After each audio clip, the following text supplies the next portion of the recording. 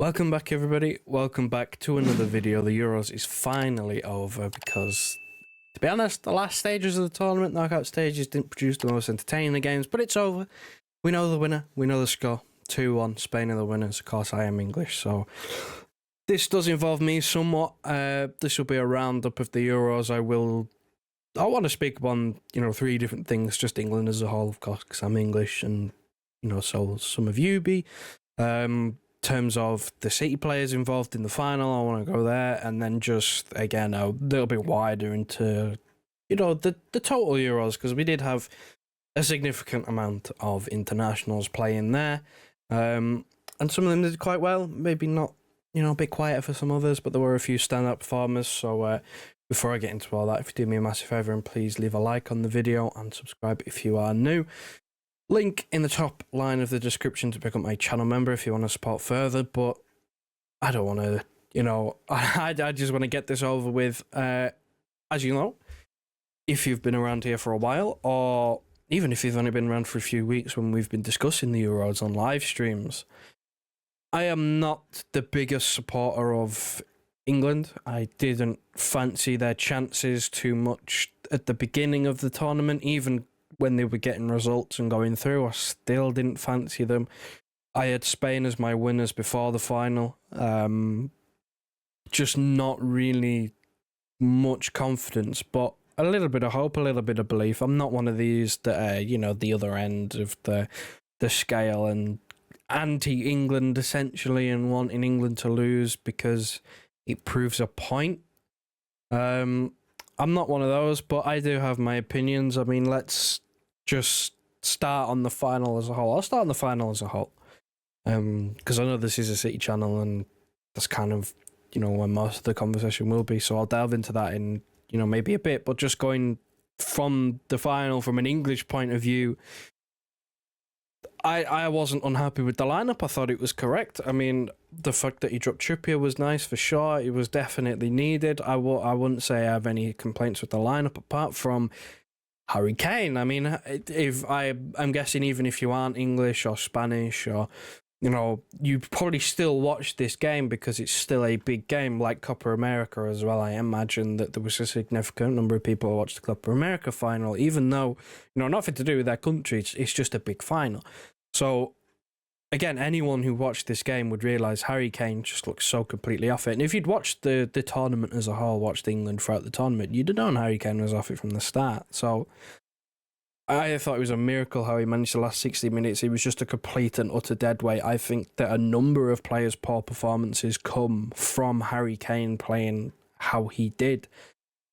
You look specifically going forward and attacking players, and this obviously concerns one of our own, Phil Foden. It's hard for him to have a good game and create and make things happen when the guy playing in front of him in Harry Kane is actually playing behind him, and often is at times, closer to the halfway line than to the goal line. There's been numerous times, it's not only Phil Foden, you look at Saka, Palmer, Gordon, Eze, any of these attacking players. You can even put Bellingham in there as well, although he's a bit more likely to be in the box. But every time you see them maybe get to the byline, Harry Kane is at best stood on the D, and if he is in the box, he's behind about 4 players, and there's no movement for him to actually get into a position to score. It was just an all-round stinker of a tournament. And that caused a lot of issues for England. I thought, every time they bring on Ollie Watkins, they actually started to play football.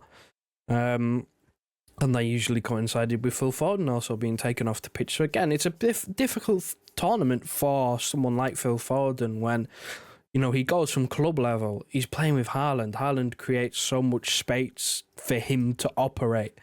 And gives him an outlet, someone to try and pick out in the box, because he's constantly moving, he's constantly trying to be in a position to score. Whereas Harry Kane played the complete opposite. He was not making any space because he'd just vacate the forward line, drop into midfield, and he just wouldn't be in the box to score. So, there's no one to pick out. So there's a lot of work for the other forwards and, creative midfield players to actually pick up, because Harry Kane is just a complete non-factor. And I guess that kind of is a nice segue into the City point of things, where Phil Foden didn't have a good tournament. He didn't score, I didn't assist once, and he played every single game. He started every single game. He had a poor tournament. Again, I put that, some of that down to him playing out of position for the first half of the tournament, basically playing as a wide left winger. That's not his game.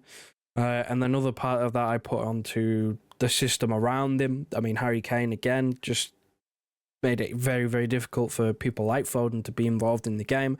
And obviously some of it, I'm not, deflecting total blame, some of it has to go on him because he didn't, apart from the semi-final against the Netherlands, where the Netherlands game planned him out in the second half, that first half against the Netherlands where he took control, that was the best he looked all tournament.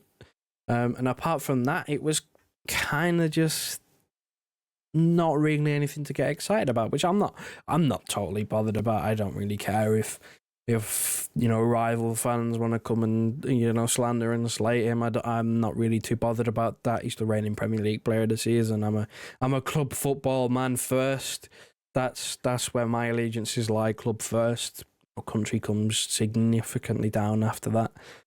So I'm not too bothered about that. But I guess we can go on to more positive notes. Even though we lost, John Stones was England's best player in that final. Another absolute monster class in defence in another European final from John Stones. And that's something that we can take home. And if he can stay fit, gotta love him, made out of biscuits. But if he can stay fit, then again, he's just a top player when he can stay fit. It's just if he can stay fit. So we walk away with that. We also walk away with Rodri again. I want to maybe speak on him a little bit more because he won player of the tournament as well as the tournament itself. He's got a big push for Ballon d'Or. I saw our rankings. I can't remember who it might have been. Gall putting him first, Vinicius second, which is good. There's been a lot of people. The Spanish manager actually saying that he's clearly the best player in the world and that he should be given the Ballon d'Or. So we've got a lot of people on our side for Rodri Ballon d'Or. So, even though we lost, I'm leaving here with something. Rodri Ballon d'Or, we'll be there. We will be there. It was kind of a softening blow, really, that even though England lost, and it's disappointing for me. Rodri Ballon d'Or, potentially, Rodri wins it as well, deservedly so. The man has more trophies than games lost in the last 12, 18 months, something like that, which is absolutely ridiculous. So thoroughly deserved. Spain deserved it as well. They were the better side in the final. They just, I thought the first half went according to plan for England, but again, Spain dominated. They had so many missed chances. The final could have been over before it was really over if they would have taken their chances. They created so much. So deserved winners for me. And then just as a quick note at the end, just talk about maybe a couple of other players in the Euros that stood out. Manuel Akanji, again, unlucky with the penalty miss in the shootout, which, ended up costing Switzerland their place in the tournament to England.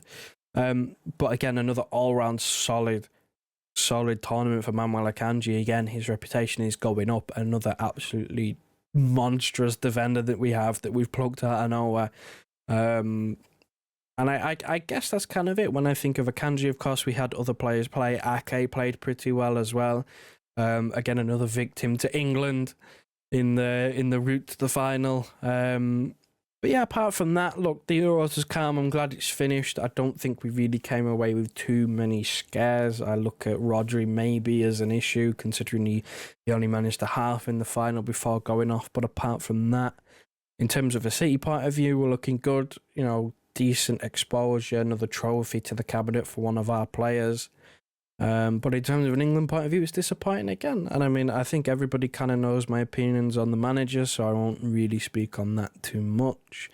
You can find it on Twitter if you really want to find out my opinions. It's in the description if you want to find out my exact opinions on the state of England and what they should do. But now, look, listen, apart from that, I think that's a good note to end it on in terms of course, for anyone who's English like me, it's a bit disappointing. But from a club's point of view, again, it's a good tournament. It's a very good tournament. I just hope now that, international football is finished, that we can crack on with some transfers, because I'm starving over here. I need something.